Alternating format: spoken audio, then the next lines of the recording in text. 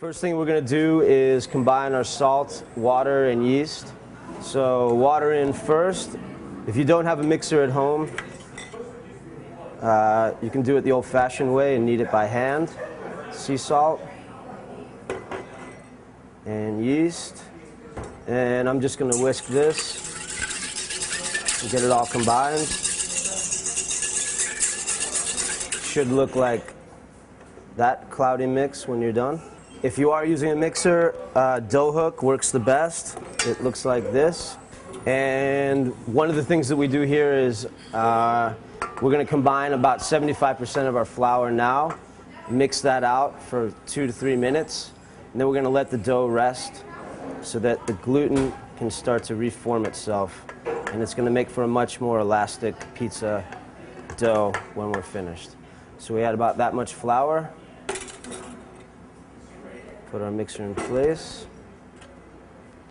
and start mixing. So I've got some flour on the side of the bowl. I'm just gonna make sure that gets combined into the mix.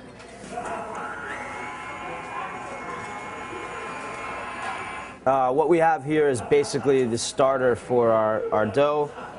As you can see, it's entirely too loose to make a pizza with. It's really wet, but this is good, and we learned a long time ago that by making this starter and letting it rest for a little while, and then combining the rest of our flour, we just get a much more supple, more elastic pizza dough to work with later. So here we're shooting for really crispy on the outside and chewy and bread-like on the inside. So we're going to let this rest for 20 minutes. And the reason we're doing that is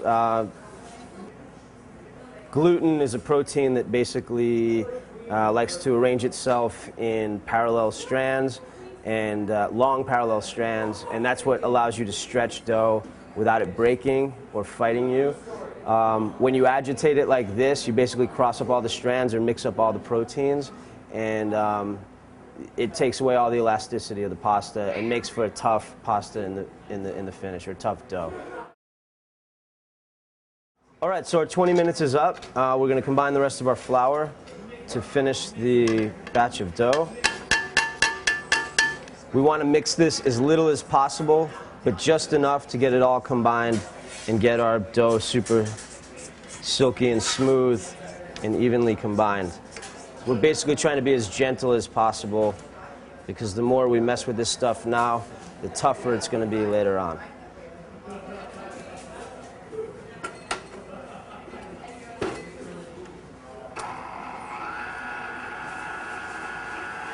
And we'll let that go for a little while. So this mix is slightly wet still. You could make a pizza with this. You can see that it's firm. It stands up by itself. We could form a ball out of this with ease, but it's a little wet for what we like here. We use a wet mix, or a wetter mix than I think a lot of other people use, which gives us a little more crisp on the outside of the crust when it cooks. But this is still a little bit too wet for what we like here at Roberta's. So I'm going to add a little more flour, just a little bit, in small increments until I get the consistency that I want.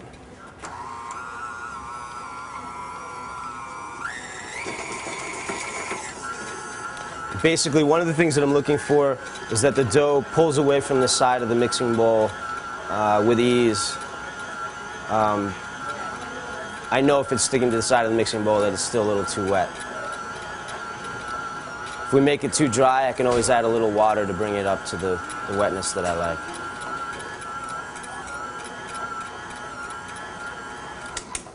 This actually is starting to look pretty good. Yeah, so this is nice. I can touch it. It's a little sticky to the touch, but it's not sticking to my hands, and that's what we really like to see here. It hangs on the hook. It's not going anywhere. It's not really elastic at this point because, as I mentioned earlier, the gluten strands are not in parallel at the moment, so we need to let it rest for that to happen. So I'm going to pull it off the hook, put it all in the bottom of the bowl, let it rest for a little bit, 20 minutes to be exact, and then we're going to come back and make a ball with it and let that proof for 4 hours or so. So what we've got now is our fully rested pasta or dough, and as you can see, it's totally together, ready to make a ball out of, stands up on its own, doesn't want to come out of the bowl. At the same time, it shouldn't stick to the bowl too much when we pull it out. And so we're going to prepare our surface with a little bit of flour. And we're going to proof the pizza in a ball. And the reason we're going to do that is because when it comes out, we're going to keep it in a ball. And you'll see when we go to push the dough out, but by starting with a ball, we're going to get a nice round pie if we follow a few easy steps in between. So I get some flours on my hands just to keep the dough from sticking to my hands. Get into that bowl. Take the pasta out. Lay it on the table. A little bit of flour on it.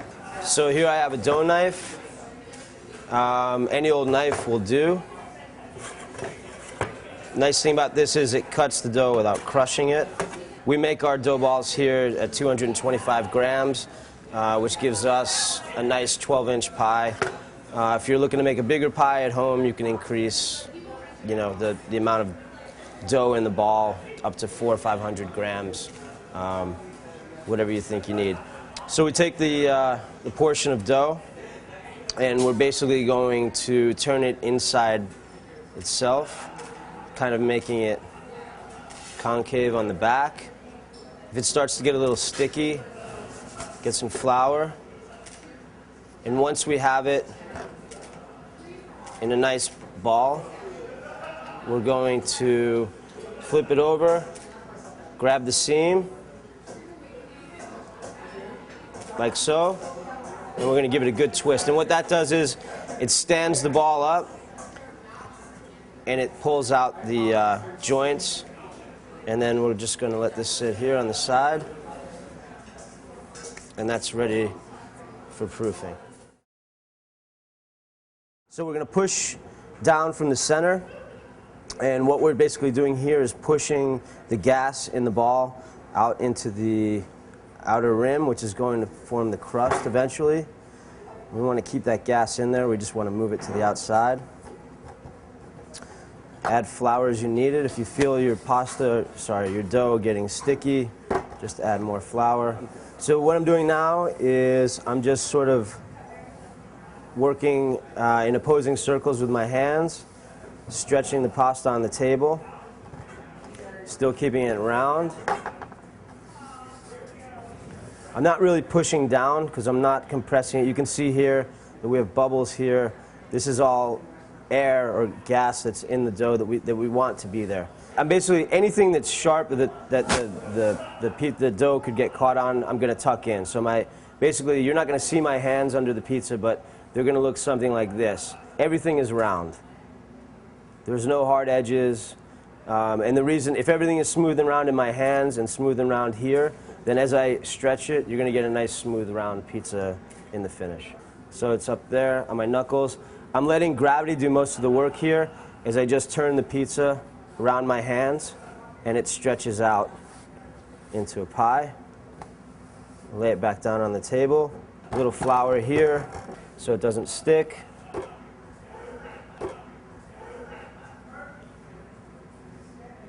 Let the air out of it. And that guy's ready to dress.